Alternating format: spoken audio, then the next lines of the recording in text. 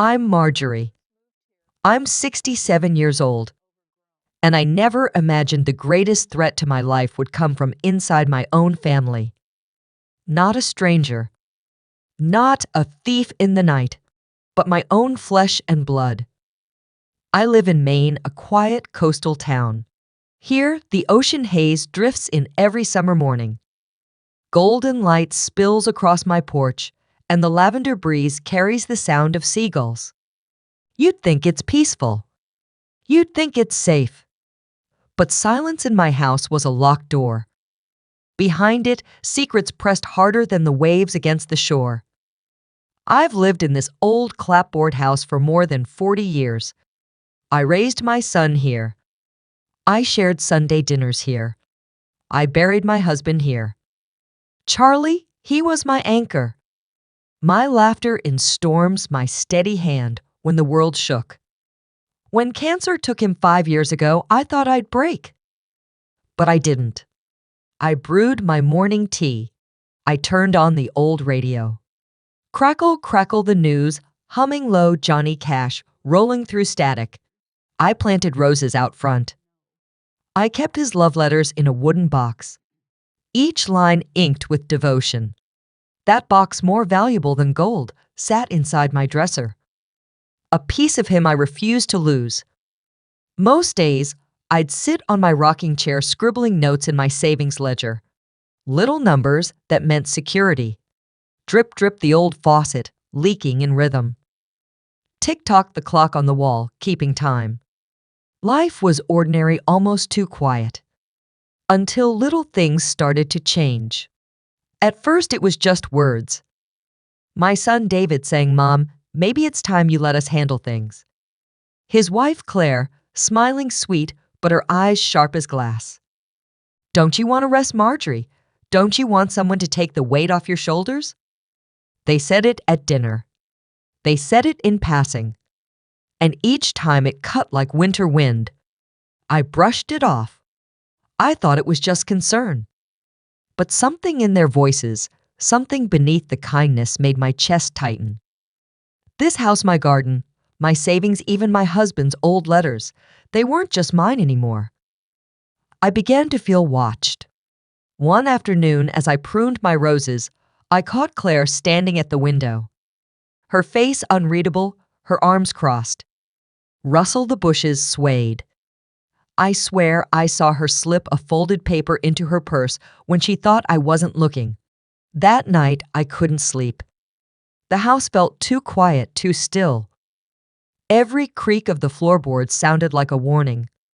I got up, opened the wooden box where I kept Charlie's letters. And for the first time, I felt my stomach drop. Inside, the letters were shuffled. The top one was not his handwriting. It was a legal document. An insurance policy. $500,000. And somehow my name was already signed.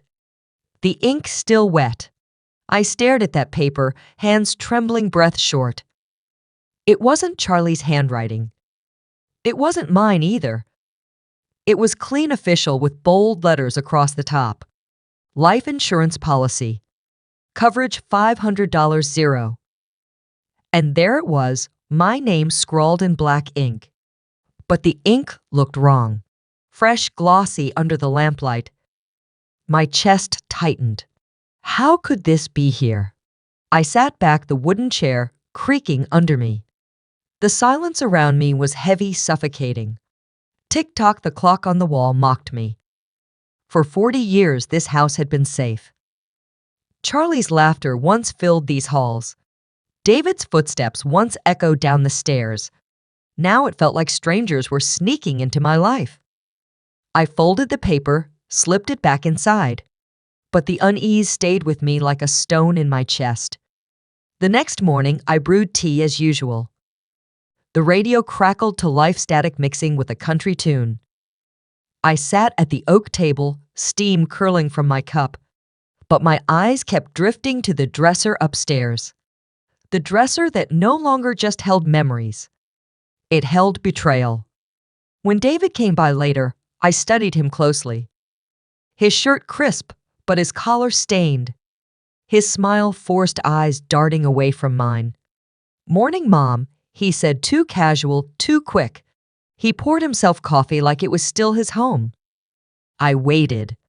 I knew he'd say it. And he did. "Mom, about that policy, it would be better if I handled it for you." My throat went dry. I forced a smile. "Oh, really?" I asked softly. His jaw tightened. "Claire and I just want to help. $500,000 is a lot. You shouldn't stress about it." Words cut like winter wind. Help. This wasn't help. This was control. I watched his hands tapping the coffee cup. Tap, tap, tap. The rhythm of impatience. The rhythm of desperation. I thought of Claire. The way she lingered in my home, her perfume too strong, her eyes scanning my shelves. Russell, I remembered the sound of her purse snapping shut that day in the garden. What had she taken then? The thought made me nauseous. I excused myself, went out to the porch. The sun was bright golden light spilling across the yard. But even here, the peace felt broken. I heard the faint buzz, a notification ping from Claire's phone inside. She laughed. Too bright, too fake. I didn't know why, but my gut screamed. Something was terribly wrong. Later that week, I went into town. The farmer's market bustled tables lined with jars of jam-fresh pies cooling under white tents. It smelled like cinnamon-like summers Charlie and I once shared. I picked up tomatoes, a loaf of sourdough, trying to focus on normal things. Then I froze. There on Claire's phone, she was scrolling Facebook Marketplace. I glanced, and my heart dropped. Listed for sale vintage rocking chair. Excellent condition. $150 or best offer. My rocking chair. Charlie's chair. The one he sat in every night with David on his lap. The one I swore I'd never part with. And now it was for sale. The photo was my living room. The caption was Claire's. Thud. The bread nearly slipped from my hands. I left the market, my pulse racing, groceries forgotten. Back home, I stormed into the living room. The chair was still there. But something felt off. I bent closer. Tiny scratch marks by the back leg. She had moved it. Photographed it. Planned to take it. Without a word to me. That night, I couldn't rest. The house groaned. The walls felt thinner. Every creak in the floorboards sounded like betrayal. I sat by the window, the ocean breeze slipping in salt in the air, tears stinging my eyes. Why my son? Why Claire? I thought of everything I gave. College tuition, mortgage, help, countless Sunday dinners. I thought of Charlie's words written in those old letters. Margery, love is not control. It is trust. And now, trust had become a weapon. I clutched the letters tighter. I whispered into the night. They won't take this from me. Not my home. Not my memories. Not my life. The waves crashed outside, strong, relentless. And for the first time in years, I felt the fight inside me rise like the tide. This wasn't over. Not by a long shot. The next morning, I woke before the sun. The house was quiet except for the drip-drip of the old kitchen faucet. I brewed my tea, the kettle whistling sharp and shrill. Steam curled in the air, golden light spilled across the counter. But peace didn't come. Not anymore. I thought about that paper. I thought about the marketplace post. My heart wouldn't settle. Something was coming. When David arrived that afternoon, he didn't knock. The screen door creaked, thud as it slammed shut. Mom, we need to talk, he said, voice tight. Claire followed, her perfume, heavy, her smile painted on. She set her purse down, rustle of leather against wood. David looked straight at me. About the insurance, he started. My stomach nodded. Here it was. He leaned forward. $500,000, Mom. That's not pocket change. You shouldn't be dealing with it alone. Claire chimed in, her voice sweet as syrup. You've done enough, Margery. Let us take care of you. It's time to hand things over. Hand things over. The words burned. I tried to keep calm. What exactly do you mean? I asked. Claire's eyes flashed. She pulled out a folder. Papers slid across the table. Thud. The sound echoed like a verdict. Guardianship papers, she said softly, as if it was kindness. My chest tightened. Guardianship. David avoided my eyes. He rubbed his temples, mumbled, It's for the best, Mom. You're tired. You shouldn't have to worry anymore. Silence was a locked door. Every word they spoke pushed me further away. I glanced at the papers. Lines of legal jargon, cold, heartless. And there my name forged again. The same wrong curl, the same black ink. I pushed the folder back. My hands were steady, but inside my world cracked. I didn't sign this, I said firmly. Claire tilted her head. Maybe you don't remember, Margery. It happens at your age. Her words cut deeper than any knife. Age. Forgetfulness. They were using my years as a weapon. Tick-tock, the wall clock hammered the silence. I stood up slowly. The chair scraped against the floor. This is my house. My life. And I am not handing it over. David's jaw clenched. His voice rose. You'll regret this, Mom. You don't understand what's at stake. He slammed his fist down. Thud. The table rattled, the teacups clinking. I looked at him, my little boy now a stranger. The desperation in his eyes wasn't just fear. It was greed. I took a deep breath. I would not crumble. If you've ever felt your own family turning against you, if you've ever had to stand alone, hit subscribe now. Because this fight, it's just beginning. That night, I couldn't sleep. The house creaked, every sound sharp in the dark. Drip, drip, the faucet in the kitchen echoed. Tick-tock, the clock hammered my chest. I kept seeing their faces, David's anger, Claire's syrup-sweet lies. Guardianship. Papers. Forged ink. $500,000. They wanted it all. I finally rose, lit a lamp in the hallway. The shadows stretched, long walls closing in. I went to the dresser, pulled open the drawer. The wooden box sat there, my treasure, Charlie's letters. I opened it slowly, fingers trembling, and froze. The letters were gone. Every last one. Instead, a thick envelope sat inside. I pulled it out. The paper crackled, cold and foreign. Inside, more legal documents. Not just guardianship, but a new will. A will I never wrote. It left everything, the house, my savings, even Charlie's life insurance, to David and Claire. My knees buckled. I sat hard on the bed. Thud. The mattress groaned under the weight. The handwriting was forged. But worse, the notary stamp looked real. I felt the room spin. They weren't just planning. They were executing. I clutched the envelope, my breath ragged. Rustle footsteps outside. I snapped the drawer shut, heart pounding. Mom, David's voice, low, cautious. You awake? I didn't answer. I held my breath. The floorboards creaked, his shadow under the door. Then silence.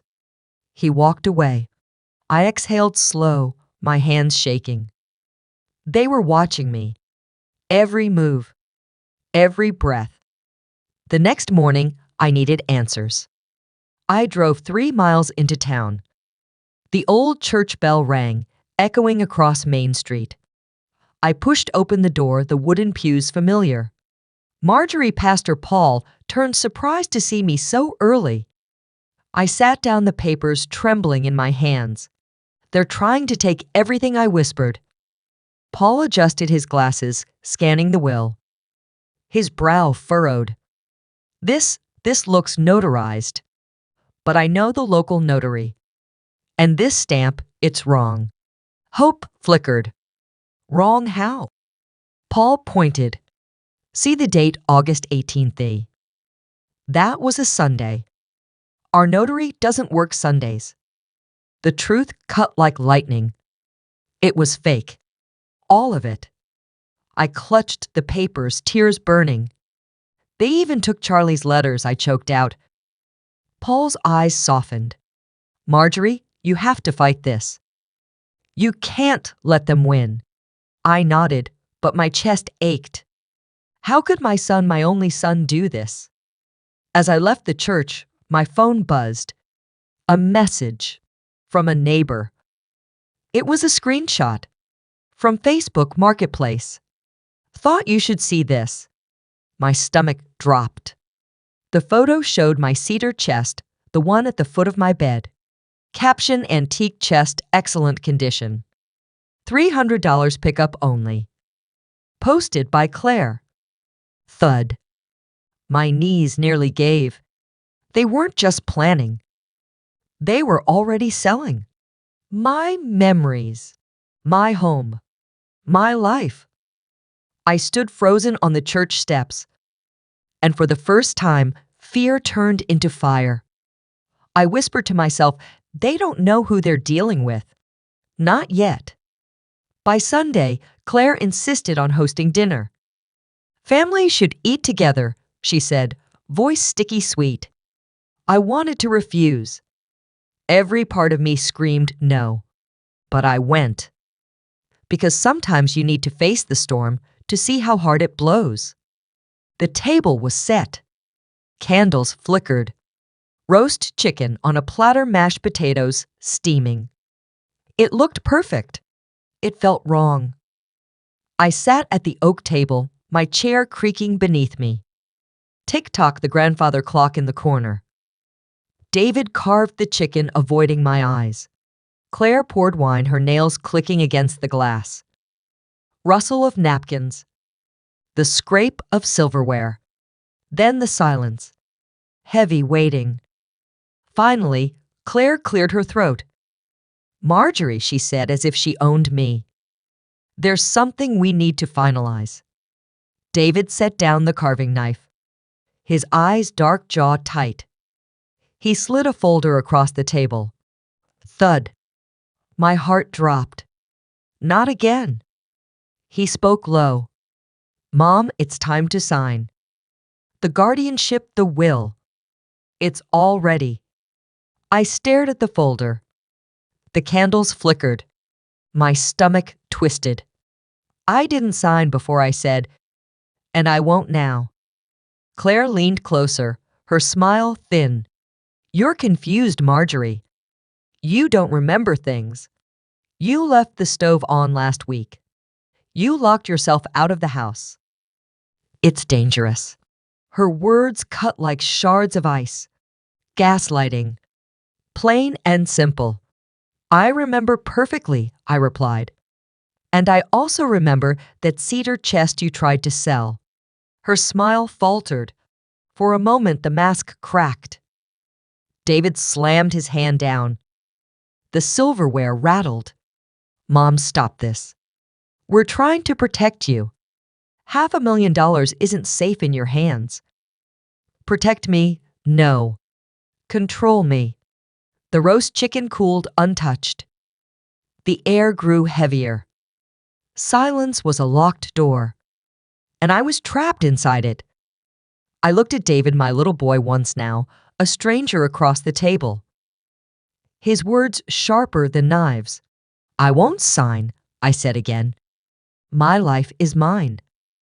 Claire's voice rose. You're being unreasonable. Think of us. Think of the grandchildren. Grandchildren. Always used as leverage. I swallowed hard. My chest burned. I already thought of you, I said. When I paid your tuition. When I covered your mortgage. When I gave every piece of myself. My voice shook, but I didn't stop. And this is how you repay me. David looked away. Claire's eyes narrowed. The candles flickered. The clock ticked. Every second felt like thunder. I pushed back from the table. The chair scraped loud, a sound like defiance. I am not your victim, I said. The room froze. My words hung heavy, sharper than the carving knife. For a moment, no one moved. No one breathed. Then Claire snapped. If you won't sign, we'll find another way.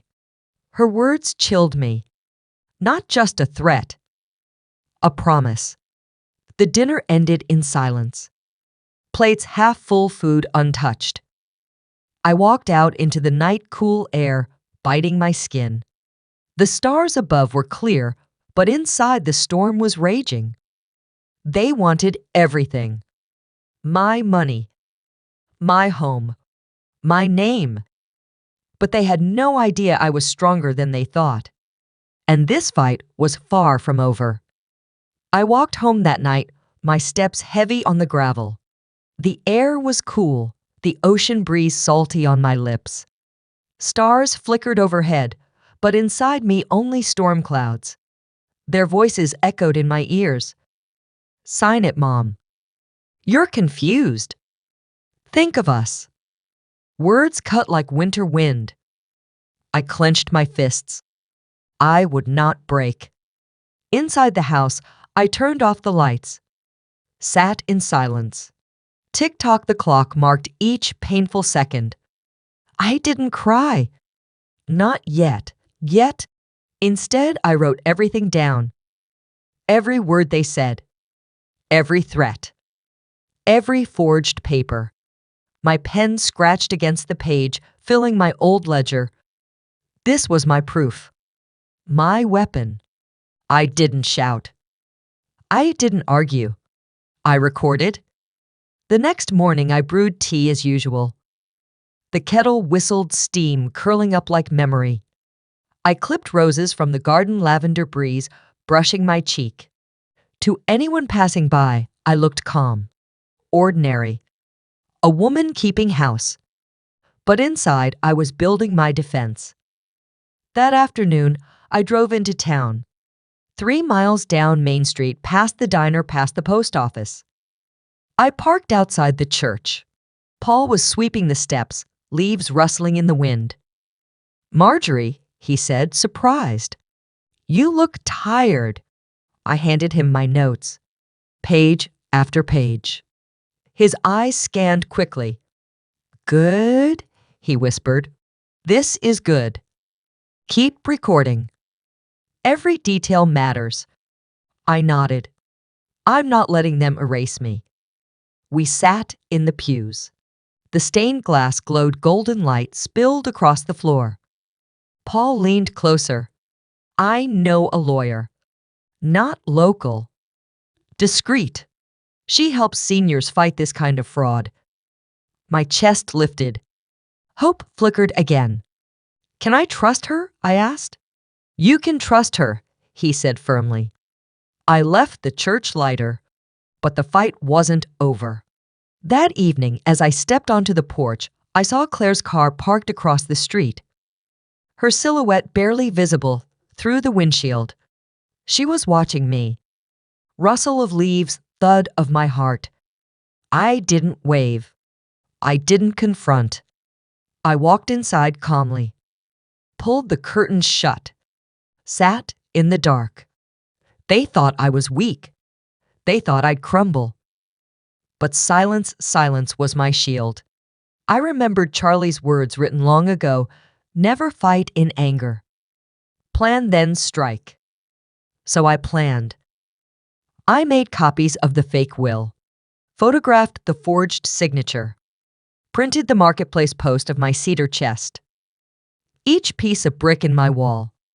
By midnight, the folder was thick. Evidence stacked high. I whispered to myself, They don't know the battle they started. Drip, drip the faucet kept time. Tick-tock the clock whispered strength.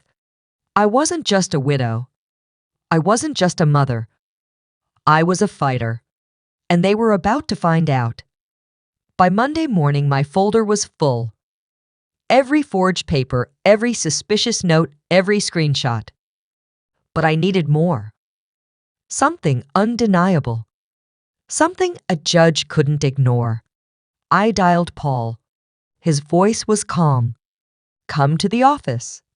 I have something for you. I drove the 3 miles fog rolling off the Atlantic. The church bell rang, once echoing across the street. Paul sat, waiting a stack of envelopes in hand. I asked around, he said quietly. And Margery, you were right. Claire has been busy. He slid me a printout. Bank statements. My name on the top corner. But the withdrawals weren't mine. $20,000. Gone. Transferred 2 weeks ago. Authorized by Claire. My breath caught. Cold swept through my chest. She's already stealing, I whispered. Paul nodded. And not just that. Look at this. He handed me another page. An email chain. Between Claire and David. Subject line, finalizing guardianship. I read the words, each one a knife. We'll get control soon. The house sells for at least $280 zero. Split with insurance will be set. I dropped the paper. Thud against the pew. My son. My own son. Plotting my ruin. Tears burned, but I swallowed them. I couldn't break now. Where did you get this? I asked. A friend, Paul said carefully. Let's just say, not everyone trusts Claire. She talks too much. Hope sparked again. This was big. This was enough. But then a rustle at the doorway. I turned. Claire. Standing in the church. Her heels clicking, her smile sharp. Margery, she cooed. Didn't expect to see you here. My folder pressed to my chest. I forced a steady voice. Claire. What are you doing here? She stepped closer. Checking on you. David worries. You've been distracted lately. Her eyes darted to the folder. Her smile tightened. You shouldn't stress yourself. All this paperwork. Let us handle it. Her perfume filled the air. Sweet, suffocating. I held my ground. This is my life. And I will handle it. For the first time, her mask cracked. A flash of anger. Her voice dropped. You think you can win, you think anyone will believe? You're just an old woman, Margery. Everyone knows memory fades. Tick-tock the church clock boomed overhead. I met her gaze. Steel in my voice. My memory is just fine. And I remember every lie you've told. She glared, then spun on her heel. The door slammed. Thud echoing through the chapel. Paul exhaled. You see it now, don't you? She's desperate. I nodded, clutching the folder tighter. This wasn't fear anymore. This was fire. I had the papers. I had the proof. And now I had a plan. The folder felt heavy, but my steps were steady. I had proof now. Bank records, emails, forgery. It was time. No more silence. By Friday evening, I called David and Claire.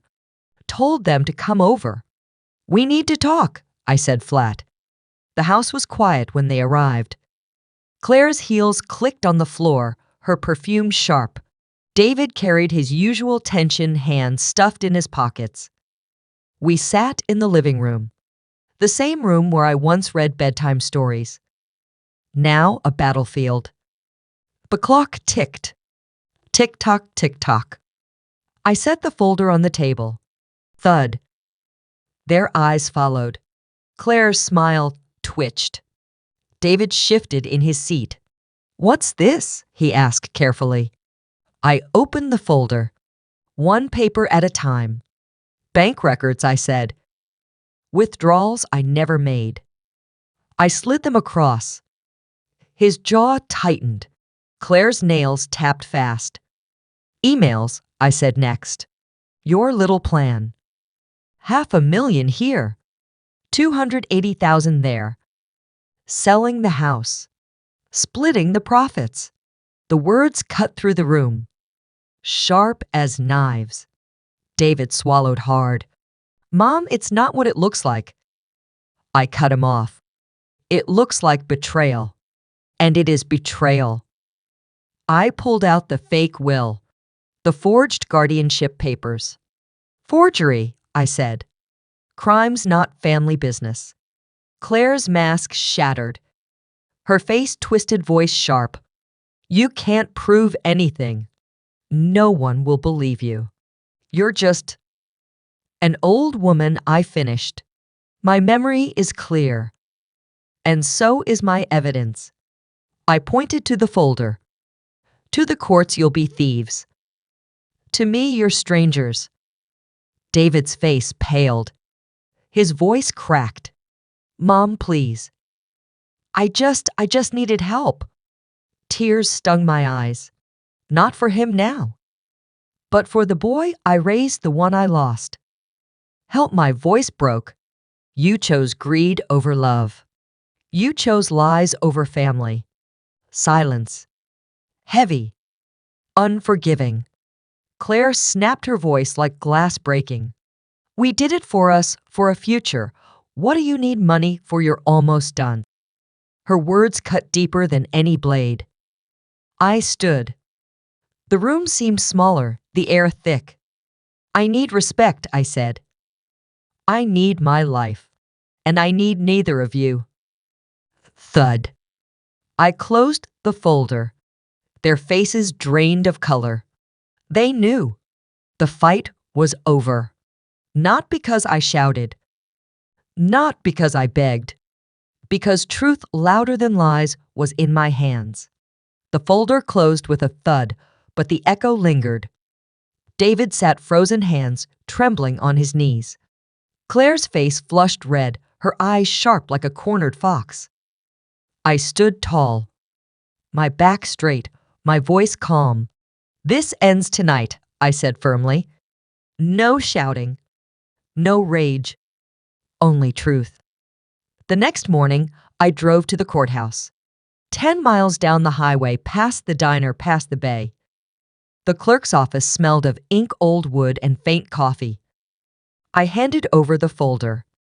Every page. Every piece of betrayal. The clerk nodded, eyes wide. "This is serious," she said. By Friday, the judge ordered a hearing. David and Claire summoned. When the day came, I walked into the courtroom. The same halls where Charlie once held my hand. My heart raced, but my steps were steady. David avoided my gaze. Claire whispered furiously, her mask slipping. The judge reviewed the evidence. One page at a time. Bank withdrawals. Forgery. Emails. Marketplace posts. Each thud of paper was another nail in their scheme. Finally, the judge looked up. His voice was clear. "These documents are fraudulent. Guardianship is denied. The insurance policy stands. Control remains with Mrs. Green." Silence. Then the gavel cracked. Thud. Justice. David's face crumpled, a mixture of shame and fear. Claire's lips pressed tight, no words left to twist. The sheriff escorted them out, their protests, hollow, their eyes burning. I sat back, tears brimming. Not of sorrow. Of relief. For the first time in months, I could breathe. That night, I returned home. The ocean breeze slipped through the window, salt in the air, cool on my skin. I placed Charlie's letters back in the cedar chest. I lit a candle, its glow warm, gentle against the night. I brewed tea steam curling like memory, and for the first time, it tasted sweet again. Life wasn't perfect. Trust had been shattered, but dignity was mine. Freedom was mine. On Sunday, I sat in church. The choir sang softly, voices rising like sunlight. Paul squeezed my hand. You did it, Margery. You fought back. And you won.